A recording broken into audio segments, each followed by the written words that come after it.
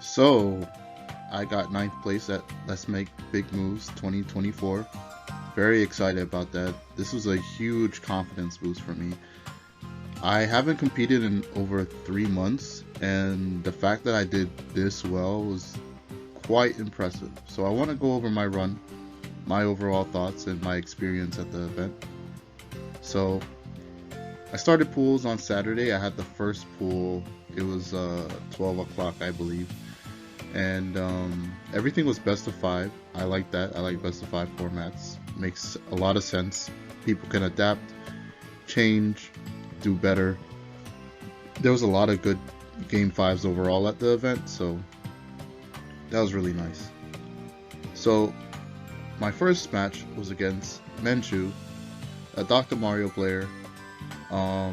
My main idea going into this was I just wanted to make sure I bypass his pills, get in, get my damage, send him off stage, and then it becomes a 50-50 at that point, because it's usually, will he down B first or will he double jump first, and how do they go about it? Will they directional air dodge to the ledge, will they do different mix-ups like that? So that was my main thing going into it, and it ended up working out. Like, I would wait out like the down B and then hit him, and then forward air just takes care of the stock every single time.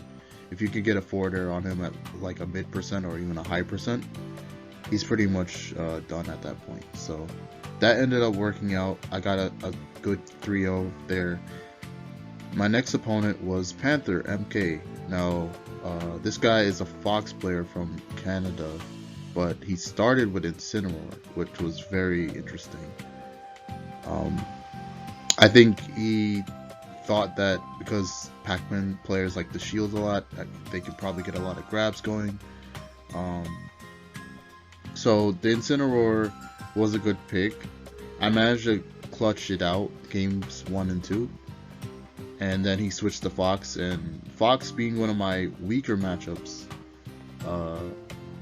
I decided to just play as safe as possible, and I wanted to look at Fox's win cons. And the win cons is basically like his nair into up smash, down air into up smash. Back air is okay, but it doesn't really kill that often. And looking out for that is very important. So what I do versus Fox is, if I see nair up smash coming in, I usually just give him the space. Like, I'll just run away, and then I'll stand on top of the platform. I'll shield a lot.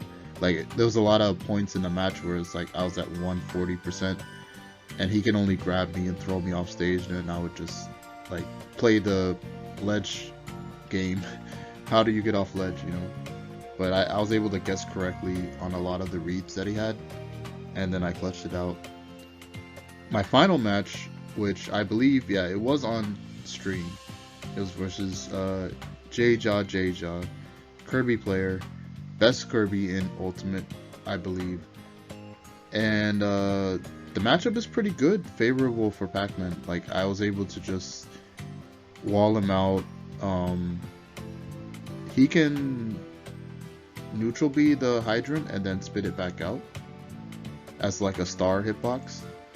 But I wasn't too worried about that. I knew, like, okay, he can't really get in that much. Like, I have a lot of good ways to stop him from getting in. I don't have to worry about his tilts. I don't have to worry about him getting a dash grab on me and comboing me like crazy. Like, I don't really have to worry. Like, Pac-Man is at the perfect weight, and his overall game plan is strong, that it just walls out Kirby. So that was really nice. I was glad I was able to get through that, and then I qualified for top 128 at that point. I fought MVD. He's a little different from the other snakes. He's more setup heavy, more fundamental based. I think out of all the snake players, he's the best at getting grabs. So game 1, I went into it thinking, well, okay, let me just play a very anti-grab game. So the anti-grab game was very interesting because he would try to condition me into shield a lot with his cooking, with the grenades, and I was able to get around a lot of stuff. I got grabbed a few times and I got down throwed, but I was able to guess correctly. Like, one time he tried to just down throw up tilt, and I just did the get up attack and then hit him. So that ended up working out. And I clutched out game 1. I think I got like a hydrant read, like I launched it at him, and then I got the KO. Game 2, I got hit with so many C4s. Like I got like, I don't know if I just wasn't noticing where he put it, because he does make it very deceiving. Like he'll have an explosion with a grenade or like something else going on, and then he'll put the C4 when you're not really looking. So you got to pay attention to that, and I wasn't paying attention game 2, and I got slapped around for that. So I took too much damage, and then he ended up clutching out game 2. Game 3 was interesting because I was thinking about which stage I wanted to go to. I didn't want to go to Kalos because I felt like it was going to be very polarizing given his playstyle. So I took it back to PS2 again, and then I lost again. And this time it was a little different because although like game 2 was like I was getting hit by a lot of C4s, game 3 I was getting dash attacked a lot and like hit with a lot of grenade conversions. So it was very hard to get around a lot of his stuff. Like for some reason he was able to trap me in the air and trap me on the ground. So I ended up losing that, and then game 4 I decided to go to Kalos. It was a risk. I felt like I had nothing to lose, and I wanted Kalos, so I wanted a bit more space. And it didn't work out at first. Like he was able to zone me out first, but then I remembered how he was dealing with the hydrant. Like he would drop grenade, re-grab it with F tilt 1, weaken the hydrant, and then the grenade would explode and then launch the hydrant. And he does that because he doesn't want me to touch my own hydrant because of the grenade radius. If I get close to the hydrant and I hit it, I get hit by the grenade, and then like if I try to go for forward air or something like that, like I'll get hit. And then he gets a conversion off of it, and I take a lot of damage. But yeah, so my best disjoint in that was forward smash. So I noticed he was doing that and he would hold shield, so I just forward smash the hydrant and the grenade, and the hydrant damage plus my forward smash broke his shield. All that broke his shield, and I was able to get a fully charged forward smash at like 60%, and then I won game 4. So this changed the whole momentum of the set. So game 5, I was able to read every dash attack that he did, every attempted grab that he went for, and that helped out so much. So much. I was able to just outpace MVD throughout the entire set, not the entire set, but the entire game. And then I was able to read his high recoveries as well, which gave me like more percent to get. And I made sure like my up airs would hit the legs of Snake instead of his back, so it doesn't hit like the grenade and I don't trade. So it ended up working out, honestly. So I ended up winning game 5, and I moved on. So my next opponent was MFA, really strong Olimar. I believe he's the best Olimar in the West Coast. I'm not too sure. But game 1, I realized this guy's playing very aggressive, very different from the other Olimars that I usually play. Like I usually play like Myron, and I guess the Buzz to a degree, but the Buzz doesn't go Olimar in bracket against me, but in friendlies he does sometimes. But yeah, like this is a very aggressive Olimar, and I was getting hit by too much Pikmin, trying to get it off of me, and then like he would just like back air me, and then I DI incorrectly and then lose my stock early, and then I was like, ah man. So I realized game 2 I had to be a bit more aggressive myself. So I ended up being more aggressive, and then as soon as like he's off stage, I got so much percent off of him, like with aerials, with hydrants. Like by the time I hit him with a couple exchanges, I took his percent from like 30 to like 90. So I knew I was doing the right thing at that point. So I just took that approach throughout games 2, 3, and 4, and then I ended up clutching that out. And then top 32 was against WebJP. So WebJP has been on a very high rise. Like, he had a really good run at Watch the Throne, and he's been making a lot of upsets lately. So when he beat Light Game 5, because I was seeded to fight Light Game 5. Well, not Game 5. Seeded to fight Light in general, but he got upsetted by WebJP. And I think Sheik does fairly decent versus Fox in this game. But anyways, like, we had to play. This is the third time I'm playing him, actually, because I played him twice last year. One at the Momocon pre-local, and then at a Xeno. But anyways, I played WebJP.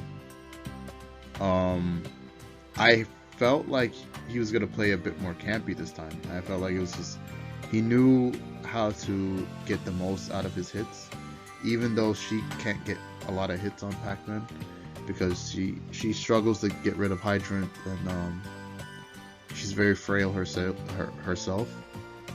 And he was able to avoid a lot of my projectiles and just moves in general, so credit to him. I took game 1 very convincingly on small battlefield. Then on PS2 he timed me out game 2, and then game 3 I won on FD, and then game 4 I lost again on a timeout on PS2. Went back to FD, and I realized, like, hey, this guy is shielding a lot of my projectiles, and then he would punish out of shield with an aerial. So I said, let me just do something different. So I just threw the fruit, and as soon as I threw the fruit, I would just grab him, because he just kept, like, shielding a lot. So I would get a lot of percent off of that eventually. So that was just a way how to get him out of the shield, and I was able to clutch that out. And around the last 5 seconds was like, he got like some conversion and then comboed it into back air. And then I only had like 6 seconds left, so I just side beat up to the blast zone because I had the percent lead. And then I just used my 3 bounces for up B just to secure the win. And I popped off. People got mad. You know, I guess 80% of the crowd was just bullying me in my own home state. And I was like, yeah, I kind of knew it was going to happen. I know people wanted WebJP to win. I know people don't like my playstyle in particular out of all the Pac-Mans, I guess, even though I am the originator and I am the GOAT. But anyways, yeah, people booed me in my own home state, and I'm like, alright, that's fine. Like, I'm here to make money, not make friends, so, like, that's fine. Whatever. So that's why I made that tweet when I said bruh, because I was like, in my own home state, like, really? But anyways, made it into top 16 winner side. I was on a roll. Like, this is a really good run at this point, and I knew, like, heading into it, it wasn't going to get any easier. I had to play against one of my bracket demons, which is SkyJ. We only played once, and that was at the Ludwig Invitational. And the Ludwig Invitational was interesting because it had all of the best players in like one setting back in 2022. So it was a very hard tournament to play. But I played SkyJ. Before I got some advice from MRW, I wasn't able to fully grasp everything that he was telling me, but like the main ideas was there. But I think SkyJ was able to clutch things out. I was starting to slowly adapt in games 2 and 3. I think I'm gonna take a different approach on how I fight Incineroar, because the way how I used to fight him pre-patch, like when the game first came out, it worked every single time. However, with the buffs that he got, and then just the innovations in the meta just changing for Incineroar, I think it's a lot different, and I just have to just play it different. On paper, in theory, I feel like Pac-Man should win this matchup, but, you know, I think it's just a different way of looking at it. But yeah, I lost 3-0, and I had to wait a bit, and then, you know, I was guaranteed 9th at this point, and I had to play against Tilde. Now, me and Tilde were the last 2 New York representatives of this tournament. me and Tilde. That was it. Like, the Buzz got knocked out early. Quid got knocked out early. Jen got knocked out early. C got knocked out early. Like, a lot of, like, Mr. E got knocked out early. Like, a lot of good New York players got knocked out very early, and it was looking pretty rough for Tri-State. Like, Tri-State was literally just me, Tilde, and Tweak, and that was it. Like, against, like, the world, like Mexico, just the rest of the world. Like, yeah, it was kind of crazy when you think about it. I guess Light is honorary Tri-State. We used to call him honorary Tri-State in Smash 4. I don't know if it's the same. But yeah, like, it was me versus Tilde, Falco versus Pac-Man. I don't like this matchup. I've had my gripes with that matchup, and I tried out game 1, and it was pretty much the same story. So I went Game & Watch game 2. Game & Watch is an incredible character, not only in this matchup, but just in general. This character is absolutely busted, and if you're not using this character in 2024, I don't know what you're doing. So, I mean, obviously the character doesn't work for everyone, but this character is one of the characters you should look into playing if you need a good secondary, or just in general if you want to change your main. Like, this is a really good character to play. So game 2, I went to Smashville and I 3-stocked him. I played pretty solid that entire game. Like, I read every landing option that he had. I ledge trapped him pretty well. I edge guarded him very well. I juggled him very well. It was very, very, like, solid on my end. Like, I was doing pretty good. And game 3, he managed to clutch it out on small battlefield. I think he did a lot of reversals, and that's something that I wasn't really used to in the matchup, where it's like he kind of walks away and then he hits me with like a down air, like from the platform. So that matchup, a lot of, like, the way how Falco can win that matchup is by reversals. Like, he has to outsmart the Game & Watch into overcommitting, and then he can punish. Like, if the Game & Watch goes for dash attack and he whiffs, the Falco can just short hop down air, and then he gets like something out of falling down air. So that's usually how he does his thing. And then game 4, we went to Hollow Bastion, and it was last hit actually. Like, I did a landing forward air, I got the explosion, and then he hit me with down tilt at the same time. So I died first off the top before he died off of the forward air. I kind of laughed it off after the set, and then we were talking a bit after the set. So overall, I got 9th place. Not bad at all. That was a really good performance. Considering that I've been away for 3 months, and I didn't know how it would do, because the meta keeps changing and it gets stronger and stronger every time. So I am very happy that, you know, a lot of my theory crafting and a lot of my practice came into play this weekend. I was glad I was able to see a lot of people I haven't seen in like years. So yeah, shout out to everybody that came up to see me again. You know, like, it's good to see everyone again. You know, Let's Make Big Moves is a big, like, historically it's been good for me. I like Let's Make Big Moves. I went to the first one back in 2018. You know, I got 9th there. I also got 9th at like the 2020 Let's Make Big Moves. You know, so like, at least there's consistency there, right? And I remember I was talking to Sonics after you know, after I got eliminated. He told me, like, hey, you're gonna get top 8 next time. You're on the right path. So, you know, that's coming from Sonics himself. So, like, I appreciate all the words and all the kind words from everybody. Shout out to all the fans, especially shout out to all the haters. I love you guys too. But yeah, that was my run for Let's Make Big Moves 2024. And soon I will be posting when my Metafy will be open again, so stay tuned for that. For those, I know there's like a couple people that wanted to get some lessons from me, so yeah, I'll let the public know when I'll be available again. So thank you everyone for watching. This was my run for Let's Make Big Moves, and peace.